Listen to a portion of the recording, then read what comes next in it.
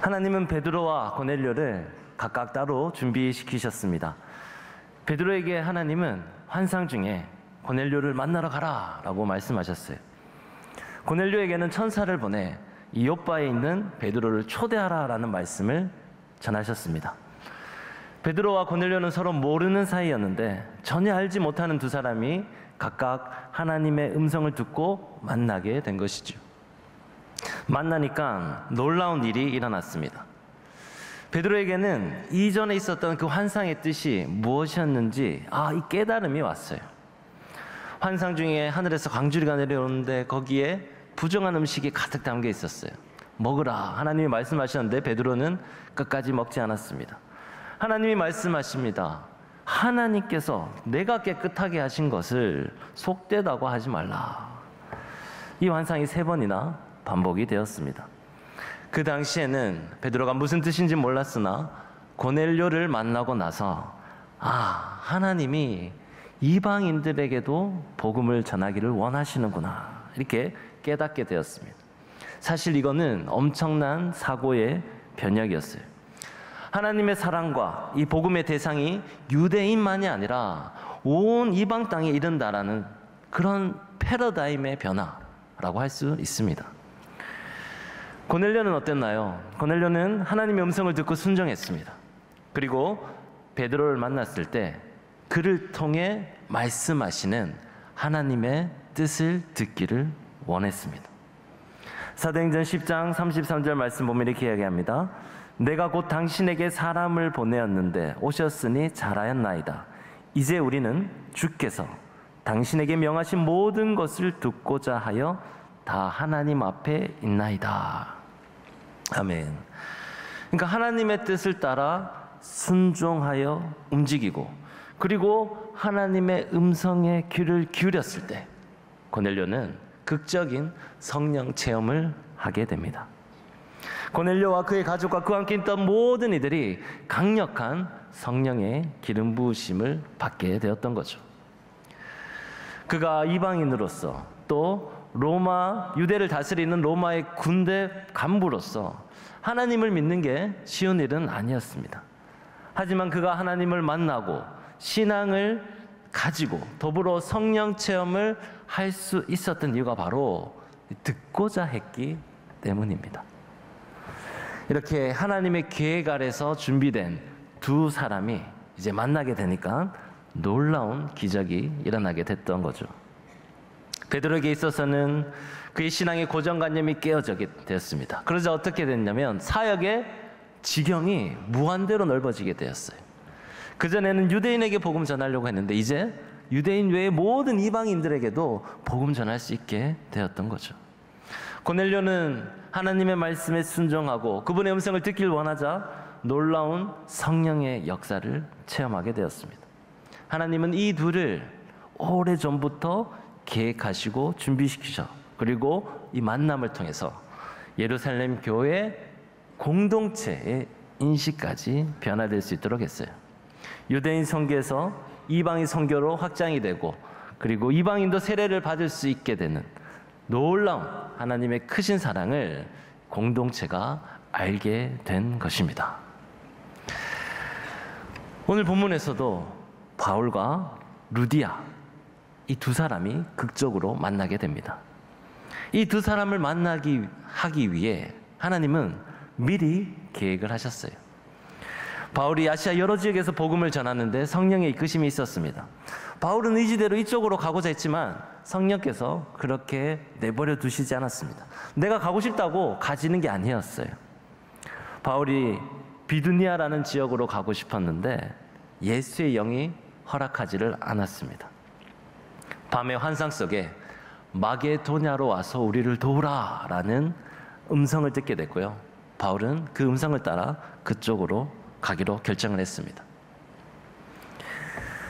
자기 의지대로 해보려고 어디를 가고자 했는데 자꾸 막히게 되고 그날 환상 속에 하나님의 뜻을 알게 되면서 그때 확신을 가지게 되었습니다.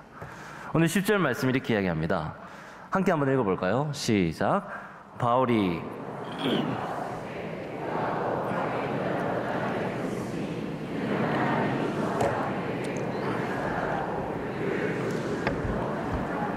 예. 하나님이 저 사람들에게 복음을 전하라고 우리를 부르신 줄 인정했다라고 이야기하고 있습니다.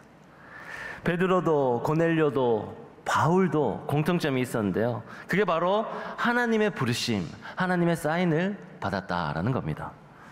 우리도 그 사인을 받아야 돼요. 우리는 그 사인을 저는 사명이라고 부르고 싶습니다. 우리가 교회 사역을 하던 사회에서 비즈니스를 하던 우리는 사명이 있어야 돼요. 이 사명은 하나님이 보내셨다라는 확신으로부터 시작이 됩니다. 그러니까 사명이 있으면 움직일 수 있게 되는 거죠. 바울은 하나님이 자신을 마게도냐로 부르신다는 확신을 가지고 있었습니다. 마게도냐는 지금의 그리스 북부 쪽의 큰 나라를 의미하는데요. 그 마게도냐 쪽으로 갔다가 빌립보라는 지역에서 이제 수일을 머물게 됩니다. 마땅히 거기서 복음 전할 기회를 찾지 못했던 것 같아요.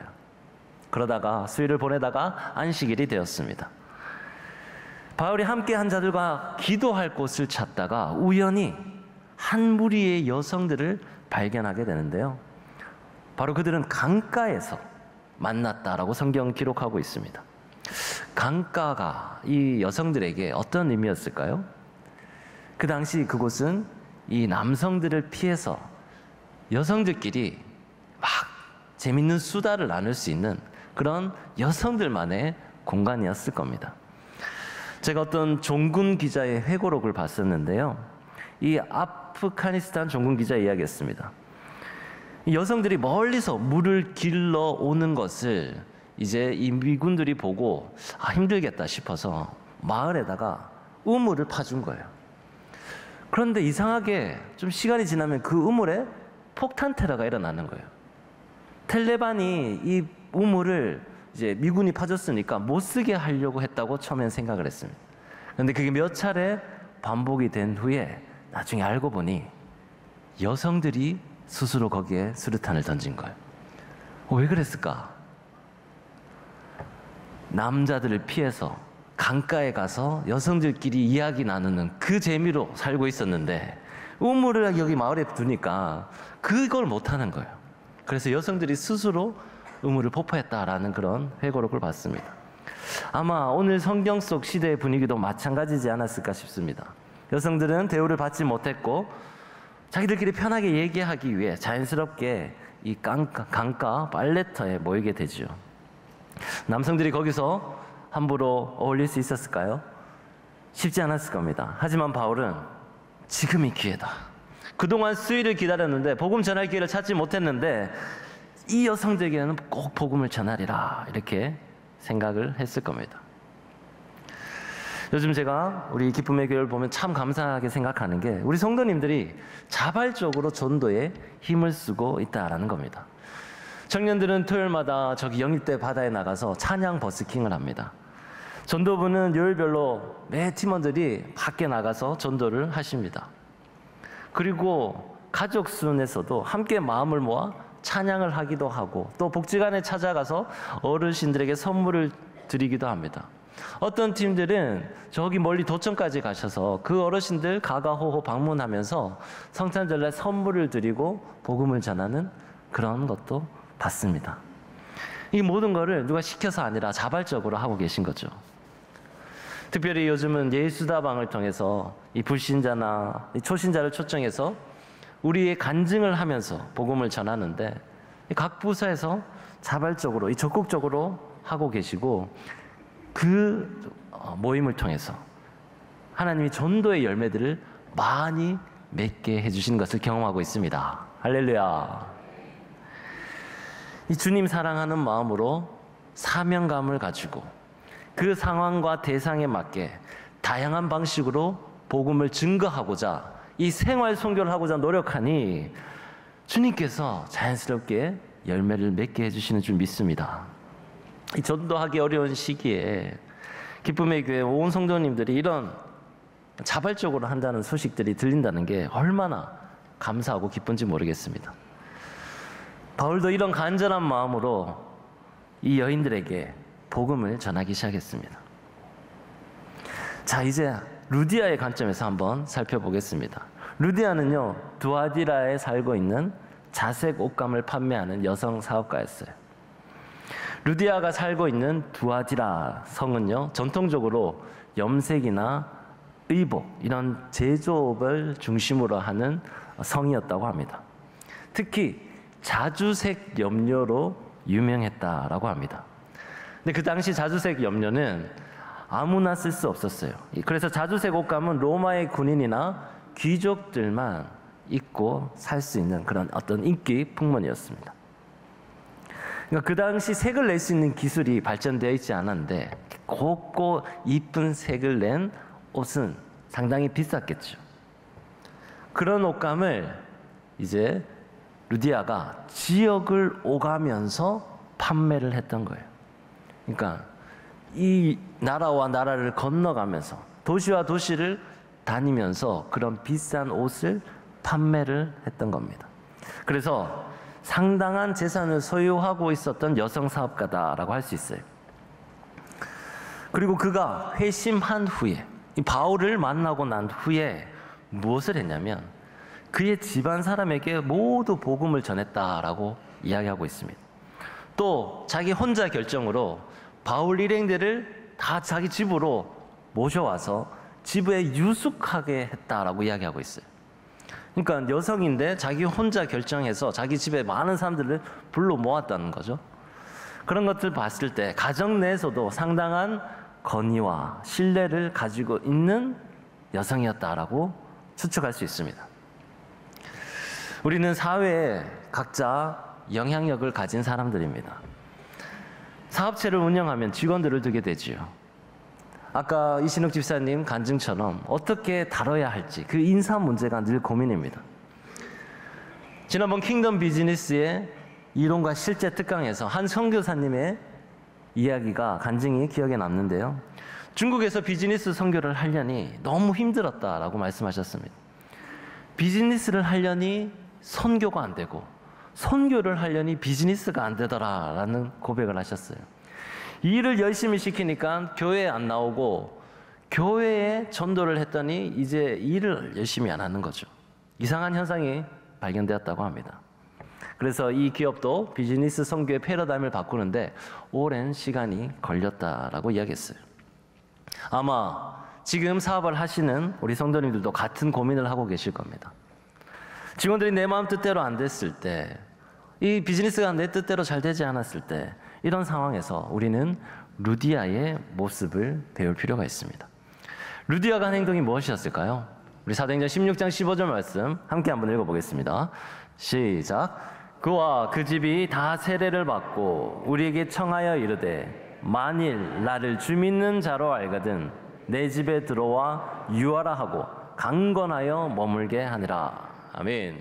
그는 첫 번째로 그의 가족과 집안 모두에게 복음을 전했습니다. 그러니까 그의 영향력과 신뢰를 바탕으로 복음을 전하는데 최선을 다한 거죠. 성경을 보면 그 시간에 오래 걸리지 않았다라고 되어 있습니다. 두 번째는요, 성경에 보면 루디아가 자신과 자신의 집이 다 세례를 받은 후에 일행을 자신의 집에 머물도록 했습니다. 그리고 머물면서 어떻게 했을까요? 사람들과 함께 말씀을 더 들었겠죠. 그리고 말씀 속 들으면서 은혜 받고 함께 기도했을 거죠.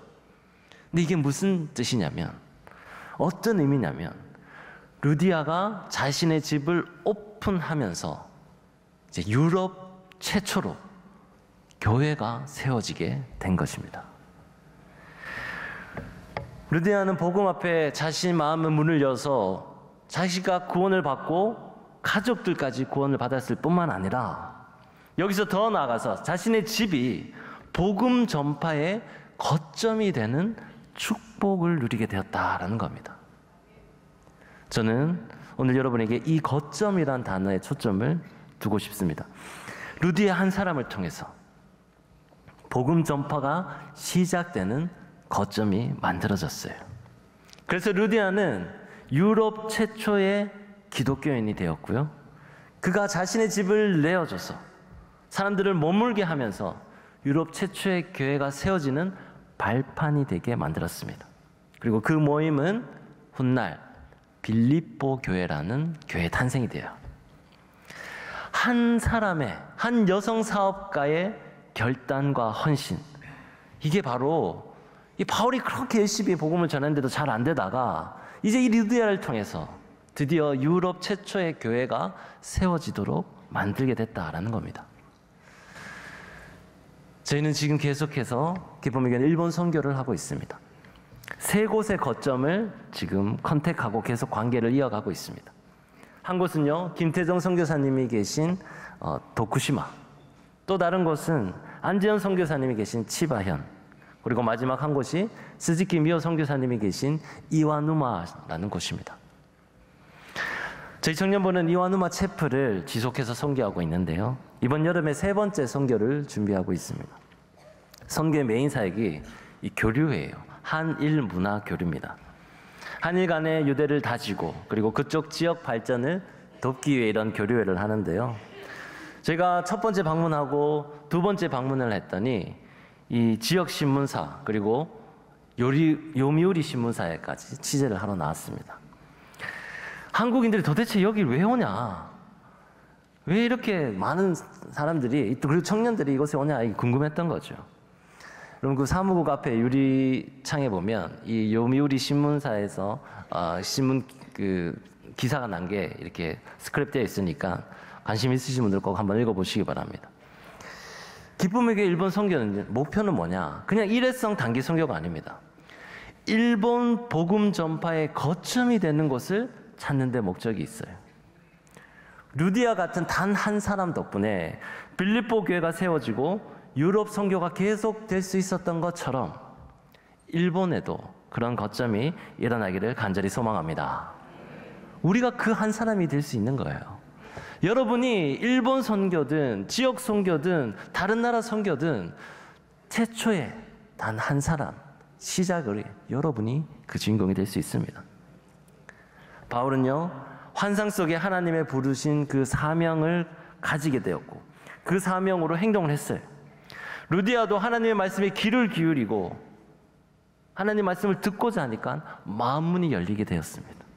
그리고 자신의 가족에게 가장 먼저 복음을 전했고요, 유대교의 하나님만을 알던 루디아가 이제 예수 그리스도를 통해 구원을 받은, 나는 예수 그리스도를 통해 구원받은 자라는 것을 깨닫게 되고 이제 완전히 변화되게 되었습니다. 그래서 그의 온 집안이 세례를 받았고, 이제 세례를 받았다는 것은 내 삶을 주님께 온전히 드리겠다라는 결단을 보여준 겁니다. 저는 이 유럽 최초의 기독교인이자 유럽 최초의 교회의 시작을 일으킨 루디아가 어떤 모습일까 한번 상상해 봤습니다. 여러분, 무언가를 처음으로 했다는 것은 참 큰 의미가 있잖아요. 하지만 그게 쉽지는 않습니다. 어떤 길을 처음으로 가는 데는 많은 노력과 희생이 필요합니다. 루디아는요, 바울의 선교를 위해 아마 계속해서 재정적으로 지원을 했을 겁니다. 그리고 실제로 자신의 집과 소유를 나누었어요. 내가 유럽 최초의 기독교인이니까 내가 이렇게 해야지, 내가 이제 교회를 처음으로 여기서 세워봐야 되니까 이제 이렇게 해야지, 이런 생각을 한 게 아니었습니다. 다만 지금 내가 가진 역량으로 할 수 있는 일이 무엇일까 아마 끊임없이 고민했을 거예요. 그리고 그 고민을 실천으로, 행동으로 실천을 했습니다. 사랑하는 성도 여러분, 이제 우리도 행동해야 할 때입니다. 베드로가 하나님의 환상을 보고 움직였듯이, 고넬료가 성령의 음성에 귀 기울였듯이 우리도 하나님의 뜻을 알고 그 뜻대로 움직여야 합니다. 바울이 성령의 이끄심을 따라 갔고, 루디아도 바울의 선포하는 말씀에 귀를 기울였을 때 두 사람 모두 바르게 행동하는 신앙이 무엇인지 알게 됐고 그렇게 행동을 했습니다. 오늘 하나님의 세밀한 음성을 들으시는 저와 여러분이 되시길 간절히 축원합니다. 하나님의 영광이요, 오늘 이 예배 자리에 여러분 가운데 임하기를 간절히 축원합니다. 이사야 선지자는 말하고 있습니다. 60장 1절에 이렇게 이야기해요. 일어나라, 빛을 발하라. 이는 내 빛이 이르렀고 여호와의 영광이 내 위에 임하였음이니라. 아멘. 그러니까 하나님의 음성을 듣고 그의 영광이 우리 위에 임재할 때, 그때 우리가 해야 되는 게 뭘까요? 일어나야 되는 거예요. 빛을 발해야 할 때입니다.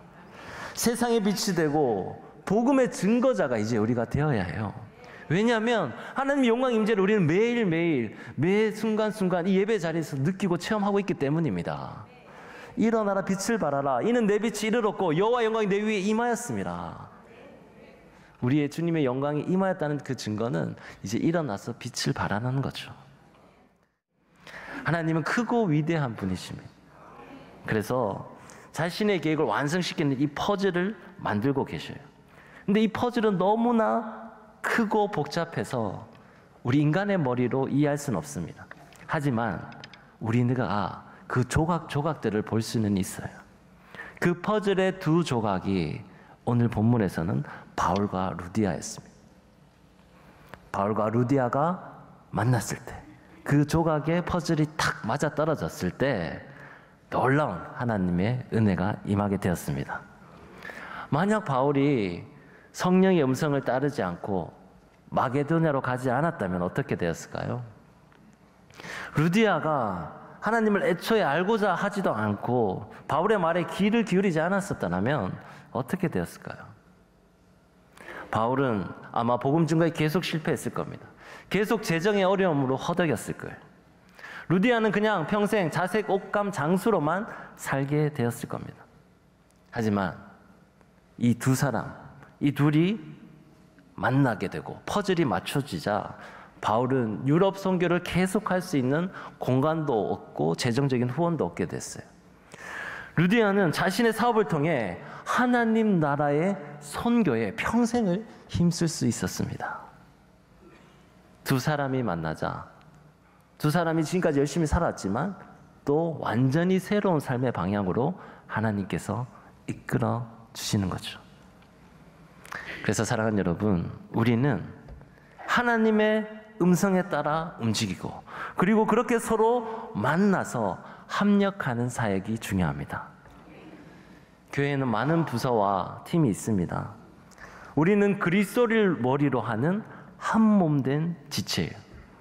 각자 역할들이 있고 그 모든 것은 유기적으로 연결이 되어 있습니다. 유기적으로 연결이 됐다는 것은 분리해서 떼낼 수 없이 서로가 긴밀하게 연결되어 있다라는 거예요. 그래서 우리는 한 몸 된 지체로서 자신을 자랑하지 않고 함께 힘을 합하여 하나님 나라의 비전을 이뤄 나가야 합니다. 그리고 연합하고 합력할 때 그때 기적이 일어날 줄 믿습니다. 하나님의 세밀한 음성에 우리가 귀를 기울여야 돼요. 성령의 이끄심에 민감하게 반응을 해야 합니다. 순간 욱해도 참으면서 하나님이 원하시는 뜻이 무엇인가 한번 고민을 해봐야 돼요. 내가 간절히 원하는 게 있다 하더라도 그것을 잠시 내 의지를 내려놓고 하나님 나라의 확장을 위해 내가 무엇을 진정으로 해야 되는 일이 무엇인가 고민을 해봐야 합니다. 그렇게 고민하는 사람들과 고민하는 사람들이 교회에서 만나게 되면 유기적으로 연결이 되고 그리스도를 머리로 하는 한 몸 된 지체가 완성이 되는 거예요.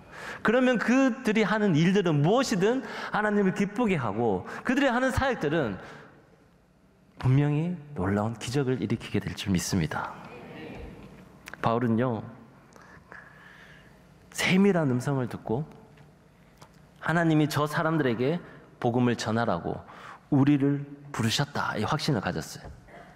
루디아는 주께서 그 마음을 열어 바울의 말을 따르게 했습니다. 그래서 마음을 열고 행동을 하게 했어요. 그러니까 바울이 말하게 하나님이 하시고 루디아는 마음문을 열어서 그 말을 따르게 하셨어요. 행동하게 하셨습니다. 그러니까 하나님은 이미 이렇게 모든 것이 잘 들어맞게 퍼즐 조각을 미리 만들어 놓으셨다라는 거예요. 우리가 하나님의 음성에 귀를 기울여서 각자 자기의 자리를 찾아가기만 하면 됩니다. 그러면 그 조각들이 기가 막히게 맞춰져서 하나님 나라의 큰 그림을 만들게 되고 하나님께서 풍성한 기적을 일으키신다라는 거죠. 하나님은 이미, 하나님의 입장에서는 이미 모든 것을 풍성한 것으로 채우셨습니다. 빌립보서 4장 19절에서 이렇게 이야기합니다. 우리 함께 한번 읽어볼까요? 시작. 나의 하나님이 그리스도 예수 안에서 영광 가운데 그 풍성한 대로 너희 모든 쓸 것을 채우시리라. 아멘. 하나님은 이미 풍성한 대로 우리 모든 것을 채우셨을 줄 믿습니다. 머리된 주님의 명령에 따라 각 지체된 우리가 한 마음으로 움직이기만 하면 되는 거예요. 이미 우리의 쓸 것은 다 채워져 있습니다. 여성기업가 루디아가 하나님이 사람이 된 후로 자신의 것을 하나님 앞에 내어놓을 때 이제 그 기업은 마르지 않는 샘물의 통로가 되었습니다. 그의 사역은 복음의 전초기지가 되었고요. 그의 선교 후원은 끊어지지가 않았어요. 사랑하는 여러분, 진정한 킹덤 비즈니스는 이렇게 풍성한 대로 우리의 쓸 것을 이미 채우신 하나님을 믿고 그 말씀에 귀를 기울여 마음 문이 열린 그 한 사람을 통해 시작되는 줄 믿습니다. 그 믿음을 가지고 각자가 삶의 자리에서 하나님 나라의 확장을 위한 거점의 역할을 감당하는 저와 여러분이 되시길 주님의 이름으로 축원합니다.